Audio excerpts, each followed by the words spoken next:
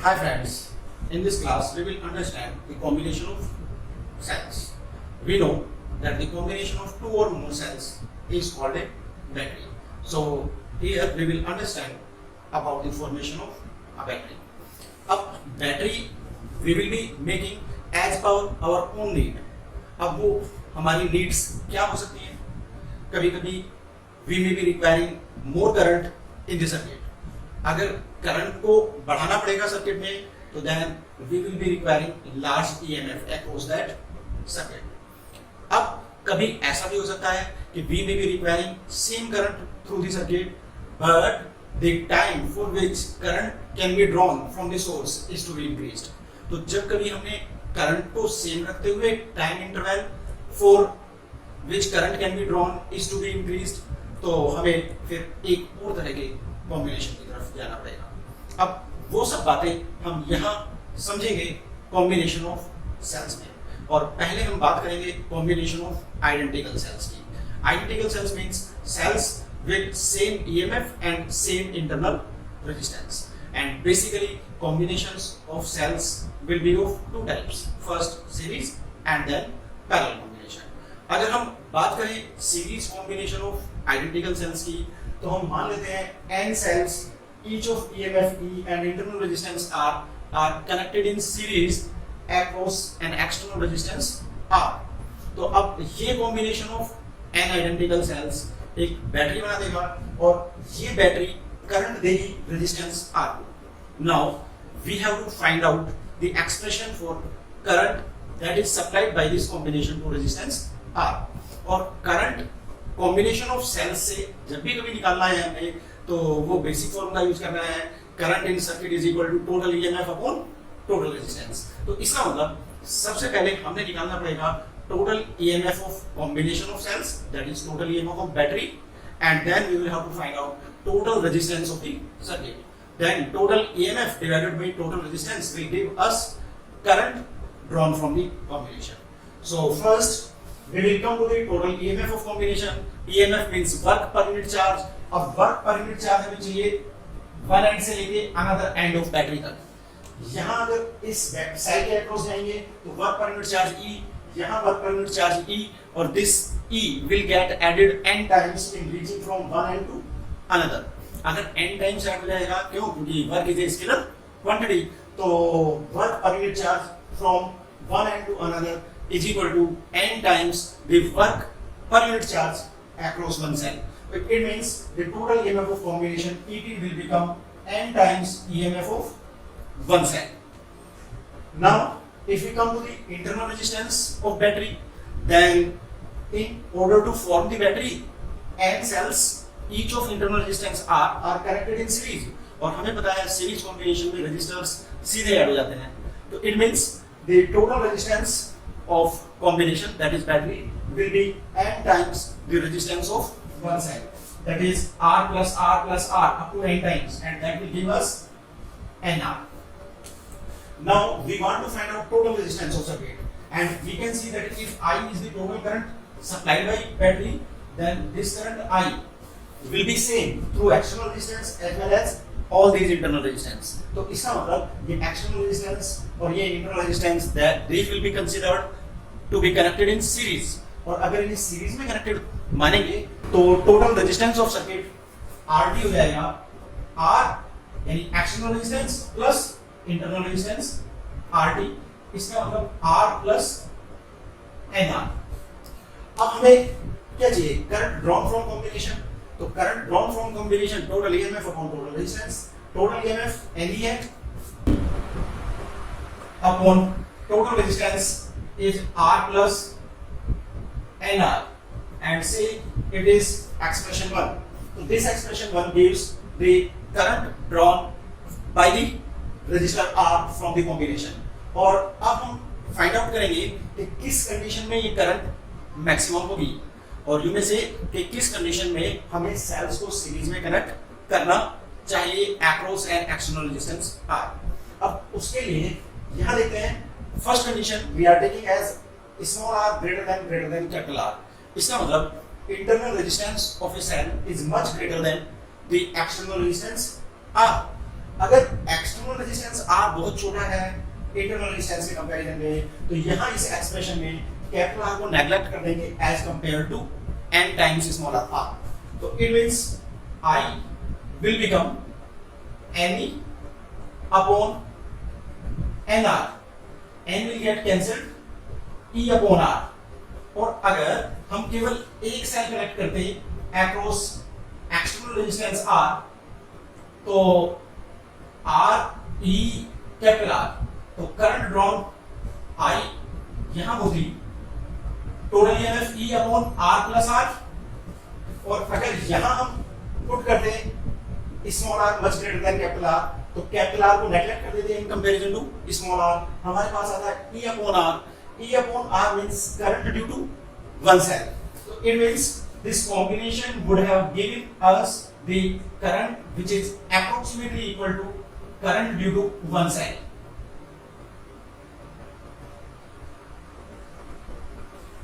अब अगर कॉम्बिनेशन एक सेल के इक्विवेलेंट ही करंट हमें दे रहा है, तो there is no benefit of connecting the cells in series across R.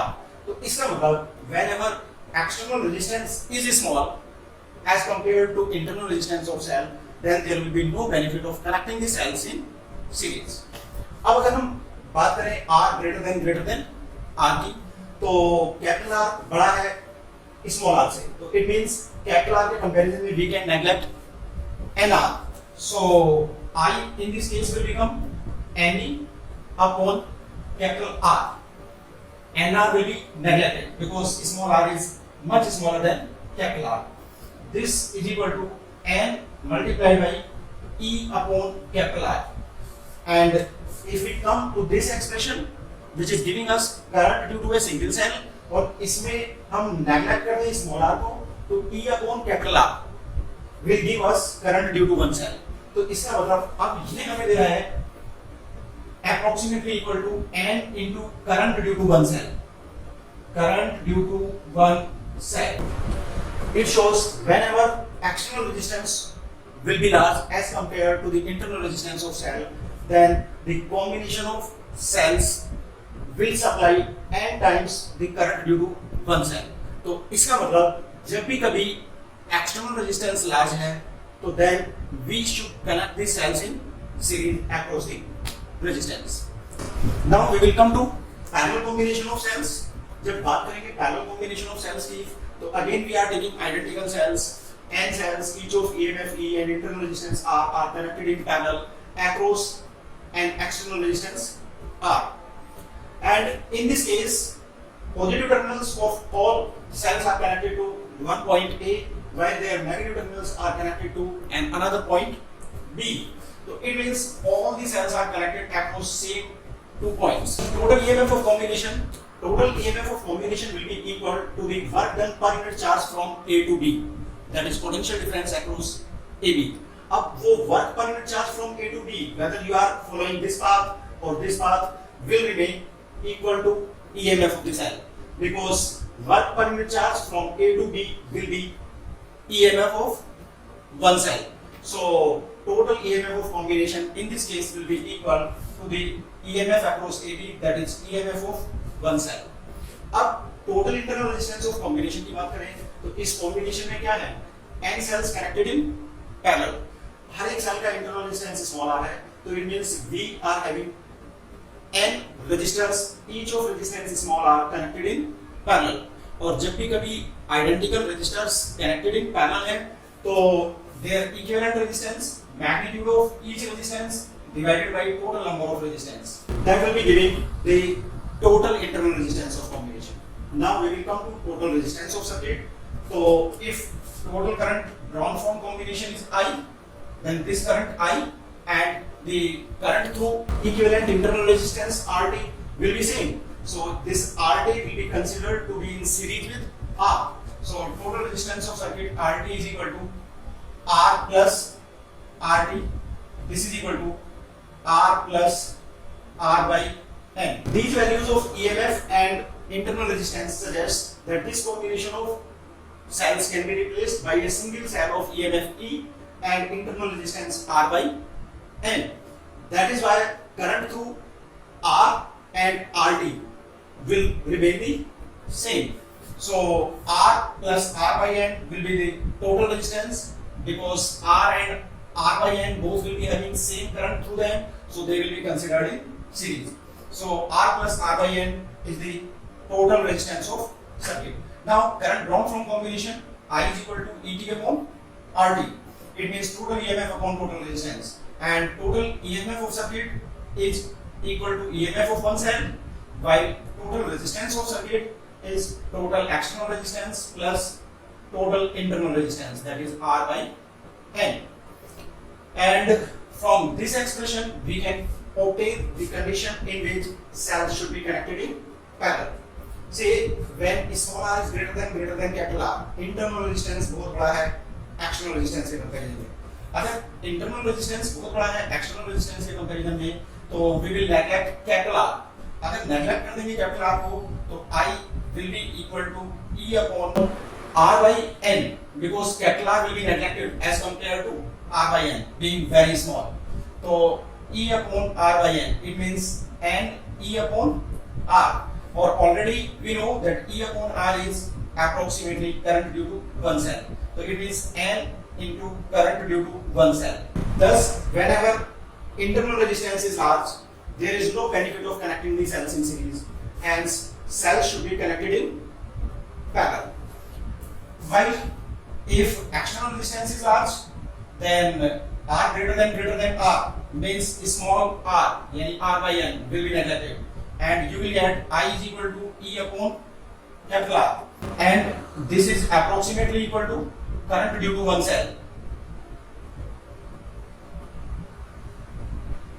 Thus, whenever external resistance is large, जब भी एक्सटर्नल रेजिस्टेंस लार्ज है as compare to internal resistance of cell, तो then there is no benefit of connecting the cells in parallel. क्यों? क्योंकि combination will give the current almost equal to current due to one cell. Hence we must connect the cells in series, because in this case current drawn from the combination will be approximately equal to n times the current due to one cell. तो सीधी सी बात, जब भी कभी external resistance बहुत बड़ा है as compare to internal resistance, तो हमें सेल्स को कनेक्ट करना चाहिए सीरीज में अक्रॉस दैट रेजिस्टेंस. और जब भी कभी इंटरनल रेजिस्टेंस बहुत बड़ा है as compare to external resistance, तो then we should connect the cells in parallel, because in this case current drawn from the combination will be n times current due to one cell, while in case of series combination of cells, the current from the combination will be almost equal to current due to one cell. अब ये तो एक बात रही. इसमें दूसरी बात समझनी है कि whenever current is to be increased, we will prefer series combination. क्यों? क्योंकि अगर हम 2 सेल लगा देंगे तो करंट ऑलमोस्ट 2 टाइम्स हो जाएगी, 3 सेल लगा देंगे तो करंट ऑलमोस्ट 3 टाइम्स हो जाएगी. तो whenever we want to increase current flowing through the circuit without altering its resistance, then we will increase the number of cells connected across it in series. क्यों? क्योंकि जैसे जैसे नंबर ऑफ सेल्स इंक्रीज होता जाएगा series में, वैसे वैसे current almost number of times the current due to one cell increase करती जाएगी. अब दूसरी बात, अगर यहाँ देखें तो यहाँ करंट में इंक्रीज तो होगा with increasing number of cells. क्यों? क्योंकि R by N डिक्रीज करेगा, but that increase will not be noticeable. तो इसका मतलब वो कोई स्पेसिफिक चेंज करंट में नहीं दे पाएगा. अगर करंट में कोई स्पेसिफिक चेंज इस R by N के डिक्रीज होने से नहीं मिलेगा, तो इसका मतलब इस केस में करंट ऑलमोस्ट सेम रहेगी. अगर करंट ऑलमोस्ट सेम रहेगी पैरेलल कॉम्बिनेशन में, तो फिर हमें पैरेलल कॉम्बिनेशन में सेल्स को कनेक्ट करने से क्या बेनिफिट हुआ?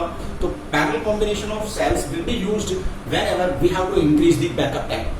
अगर मान लो एक सेल हमें करंट देती है 1 आवर तक 2 एम्पियर, अब 2 सेल कनेक्ट कर देंगे तो वो हमें 2 आवर्स तक करंट दे देंगी 2 एम्पियर की. तो इसका मतलब जैसे जैसे पैरेलल कॉम्बिनेशन में नंबर ऑफ सेल्स इंक्रीज करता जाएगा, वैसे वैसे backup time number of cells multiplied by time due to one cell increase करता जाएगा. तो इसका मतलब parallel combination of cells will be used to increase the backup time. Backup time means the time for which current can be drawn from the combination.